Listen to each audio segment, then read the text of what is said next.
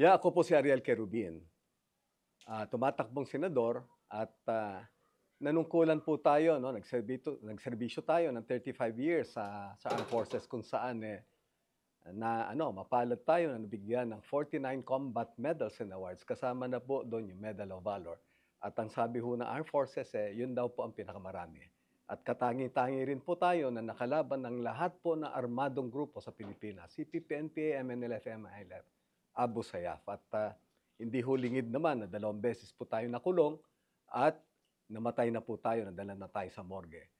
Sa ating paninindigan na lumaban sa korupsyon at para maituwid ang pamamahala ng gobyerno. Tumatakbo tayo sa Senado. Colonel, hindi nga po lingid sa ating kaalaman yung lawak po ng military background ninyo. So ano pong kinalaman nito sa pagiging senador, di ba? Ano po ang may tutulong ng inyong military background sa Senado? Alam mo ninyo, ang kulang natin ngayon sa Senado, no? Yung isang matapang na sundalo, matapang na senador na wala siyang kinakatakutan ba. Kasi ang problema natin ngayon, yung mga nandun sa Senado, pagka nabangkabangga sila ng malaking pangalan, nagiging duwag na sila. So yan ang dala-dala natin na isang matapang na senador, isang bayani na senador, at isang sundalo na senador. Bukod doon sa mga nabanggit ninyo kanina na mga naging partisipasyon ninyo bilang bahagi ng militar, pag nababanggit ang pangalang Ariel Querubin, isa sa mga unang sumasagi sa isipan natin ay yung naging involvement ninyo sa mga coup attempts sa iba't ibang administrasyon. Bakit ho, sa pagkakataong ito, susubukan nyo ulit sumali sa isang gobyerno na ilang beses nyo na hong sinubukang pabagsakin din in the past? Alam ninyo, no, yung sitwasyon nung panahon na yon at saka yung sitwasyon din ngayon, magkakaiba yan, no? So, totoo yan. 2 beses tayo nakulong, lumaban tayo sa korupsyon. Nanindigan tayo sa akala natin na dapat maituwid yung pamamahala ng gobyerno, no? So, sasabak tayo uli ngayon kasi nakita natin wala naman na bago, no? Naandyan pa rin yung korupsyon na yan.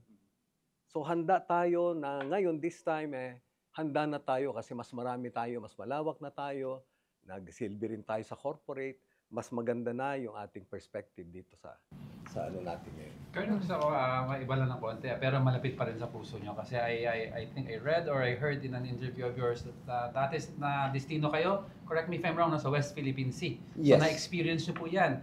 Ano po ang stand nyo and how can we secure this area? May isang school of thought, sabi nila, bumili tayo ng mga submarine at vessels. May nagsabi naman, palakasin na lang natin ang missile system natin. Sa tingin nyo po, anong magandang pwede natin gawin? Ang labanan kasi diyan, no, ay mahaba ang ano ko diyan, ang sagot ko Pero ngayon iso-shorten ko na lang. Alam niyo, ang labanan diyan, it's all preponderance of forces, no? Yung kalaban na yung nagbubuli sa atin, 100 yung barko nila. Yun naman tayo mga 3, 4 lang. So tama lang yung napirmahan nila ngayon na Self-Reliance Defense Posture Revitalization Act, kung saan naman dapat matuto na tayo na to stand on our own. Kasi hanggat ganito tayo na umaasa lang tayo sa isang big brother, pag binubuli ka ng isa, wala talaga mangyayari sa atin. Dapat ipakita natin na marunong tayo, kaya natin tumindig kasi it can never be forever dependent on any superpower. Dahil yung posisyon natin sa sa West Philippine Sea na yan, pinag-aagawan kasi yung geographic location niya is pinag-aagawan itong superpowers na to. At kung kaya na natin itumindig na sarili natin, mas marami tayong concessions na makukuha. I'd like to ask, I heard also in a interview niyo po dati about yung recent issue kay VP Sara kasi may intelligence fund issues tayo. Kayo po kasi you've been also in the military and in intelligence sector for a long time. Do you think po ang isang opisina ng Vice President magkaroon ng intelligence fund dapat civilian in nature sila? Kasi may nagsasabi, napaka-redundant. Ba't na lang hindi ibuhos sa mga talagang marunong mag-gather ng intelligence? Well, totoo yan, yung intelligence fund na yan, kahit nasa serbisyo tayo, naging source na ng corruption yan. Alam nyo, nung panahon namin, yung intelligence officer darating, intelligence fund darating sa amin, object class office supply. O kaya, dinadamihan na lang yung gasolina namin para i-convert namin into cash. Ngayon, going to that question naman na entitled ba, alam niyo kasi, pagka yung pera na yan, yung intelligence fund, gagamitin lang para sa national security, walang problema. no? Nasa wisdom naman nung nasa taas yan kung ano yung mga agency na meron talagang paggagamitan sa according to what is really it is intended for, no, for national security. Okay. So, isa po sa mga national problem po natin ngayon, and it's very alarming, yung pagtaas po ng kaso ng teenage pregnancy. So, marami po nagsasabi, naging issue po ngayon yung sex education bill na ipasa daw. Although meron tayo doon provision sa RH law na comprehensive education program. So, kayo po ba bilang kandidato as a senator, dapat po ba magkaroon tayo ng hiwalay na batas tungkol dito? And of course, siyempre, yung pinakatanong dito, pabor ba kayo doon sa sex education? Yung sex education kasi nag-uumpisa sa bahay sa magulang, di ba? At ako naman talaga, nakikita natin may yung pag-akyat ng teenage pregnancy. It's something serious that we really have to look into, no? Na dapat i-address natin 'yon. Okay, ako naman ho, Colonel, there were instances in the past na kayo ho mismo inakusahan ng pang-red tag. Nung panahon nung kampanya noong 2022, kayo ay umalis sa kinaaaniban ninyong grupo dahil sinuporta nila si dating Vice President Leni Robredo. Na ayon ho sa inyo ay merong link sa communist movement. Later on naman, dinabak din syempre ng kampo ni Robredo. Hindi ko kaya nakakabahala na magluluklok tayo ng isang mambabatas na meron nung kakayahan to actually just red tag or associate someone sa communist movement. Yung sinabi ko na yon, ginamit lang nila. Hindi ko man nire-red tag si BP Leni.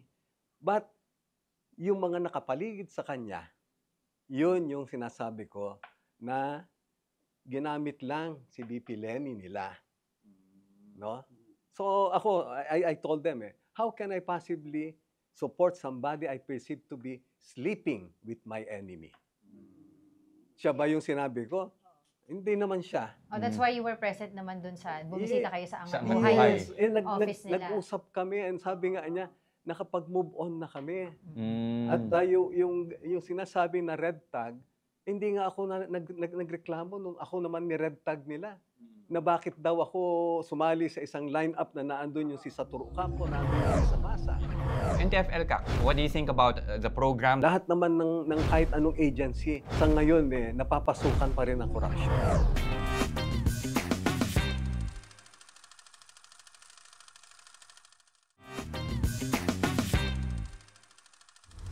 NTF-ELCAC, what do you think about the program? Do you think it should continue or is there anything na dapat baguhin? Yeah, yung NTF-ELCAC, effective yan, no?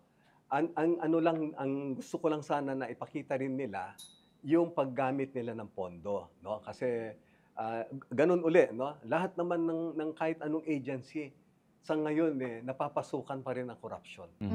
Okay, I want to know also po yung yung legislative agenda.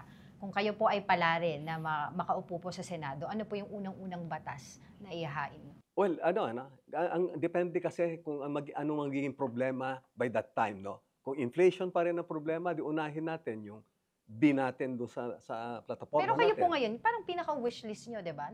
Kasi nakikita nyo naman po yung estado ng bansa natin, di ba? Ano yung kulang? May kulang pa ba tayo sa batas? O masyado tayong maraming batas? Mali lang yung mga implementation natin? Well, ganito na lang siguro.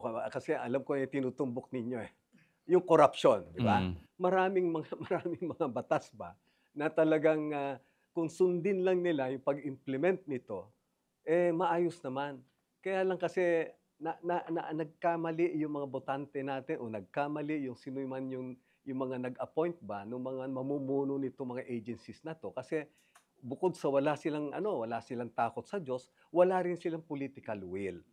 Kaya nga doon tayo papasok ngayon kasi sabi ko nga kailangan lang natin na isang tao ba na may political will, may takot sa Diyos, hindi marunong magnakaw.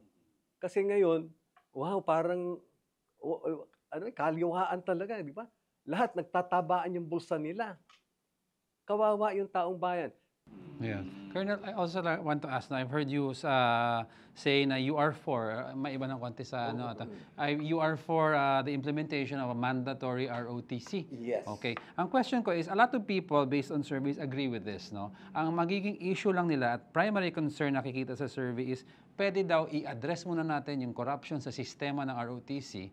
Aside from the deaths na may nangyari, meron daw kasing issues na may corruption in the past. Pwede daw ayusin muna yan muna at yun muna talakayin bago yung actual mandatory na ROTC. Baka pagka ganyan na sinasabi natin, pwede naman pagsabayin yan eh. Alam nyo, sa ngayon na situation, sabi ko nga, when push comes to shove, we should have a robust reserve force. Saan nanggagaling to? Sa ROTC ng core mo eh. Noon, nagkaroon ng problema. Tinanggal nila yan dahil sa hising daw o corruption man. Gusto mong patayin yung daga, sinunog mo yung bahay. Ganun ang nangyari eh. So kung ang problema natin dito, ganyan, corruption ba? O sabi nila, na masyado raw na militarize o ano. Baguhin natin yung program of instruction.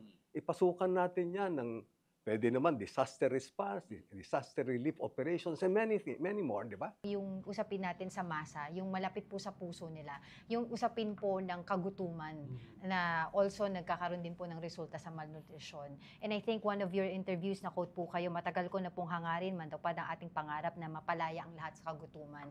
Lahat naman po yan ang pangarap natin. Paano? Bilang senador. Alam ninyo, sabi ko nga, dahil nga sa nagtataasan na presyo ng mga bilihin, no? Isa yan na ipapanukala natin later on. Marami tayong nakatiwangwang na military reservation. Since wala naman na itong problema natin sa insurgency, pwede natin itong gawin ni lahat ng kampo, maglagay tayo ng community support centers, no? Kung saan hikayatin natin yung mga kababayan natin na bumalik na magsaka. Yung mga nakatiwangwang na military reservations na yan, hindi man lahat kukunin natin kasi kailangan din naman ng military yan for their pension ba o whatever later on na ano. At dyan natin, tatayuan natin yan ng piggery, poultry, grazing land kunwari sa baka. Yung iba gagawin, matataniman natin ng mga agricultural crops. Sige, I wanna go back dun sa banner program mo, which is Fight Against Corruption. Pag pinag-uusapan natin yung corruption sa politika, madalas yan ay nakaangkla sa personal na interest o hindi kaya may pinoprotektahan na negosyo. Nagkaroon ho kayo na experience sa malaking korporasyon, San Miguel Corporation, tama po ba? Yes. Ano pa ho yung ties ninyo sa San Miguel ngayon? At ano ho kaya yung assurance natin sa mga kapatid natin na pag kayo ay naluklok bilang senador, kayo ay magiging independente at wala ho kayong poroprotekta ang interest ng malalaking negosyo? Walang tatanawin na utang na loob. Well, ako, nakita naman natin, no? Bukod sa sanay na tayo na iniiwan natin yung comfort zone natin, sanay din tayo na lumalaban kahit kanino. Yung presidente natin noon, ang tawag sa akin, Ariel, my hero. O, di ba, anong kinalabasan noon? I question, no? Kasi I took the cudgels for my officers and men who were allegedly ordered to rig the elections. Anong nangyari? Nakulong tayo na 4.5 years. So, my track record will show wala tayong very objective tayo, impartial. Tayo, no? Kumbaga sa makikita naman sa track record natin. Kung hindi ko kayo palaran ngayon, babalik ba kayo sa San Miguel? Kung, Babalik kayo sa San Miguel? Kung hindi kayo palaran na manalo bilang senador? kung kukunin pa tayo, bakit hindi? Kailangan natin ng trabaho, di ba? Bakit nararapat po kayong iboto ng sambayan ng Pilipino? Yun na sinasabi ko, kailangan natin na isang matapang ba na senador, no? Isang bayani na senador, isang sundalo na nagpakita na talagang wala siyang kinakatakutan, di ba? Wala tayong kinakatakutan para isulong yung kapakanan ng taong bayan. Yan po, yung Ariel Querubin. Thank you Salamat, po. sir. Thank you. Hindi ako tenso kasi okay, very friendly yung mga nag-interview. Kung nag-a-apply ka kasi kung minsan pag masungit sila, nagiging tenso ka. Kaya medyo tayo, loose kanina na very very candid, animated, passionate sa Pero I like it. Sabi ko nga, mahaba ako na sumagot sa mga Pero palagay ko I was able to bring across pa sa mga viewers natin kung ano talaga yung pwede na gawin ng ating Ariel Querubin sa Senado. po.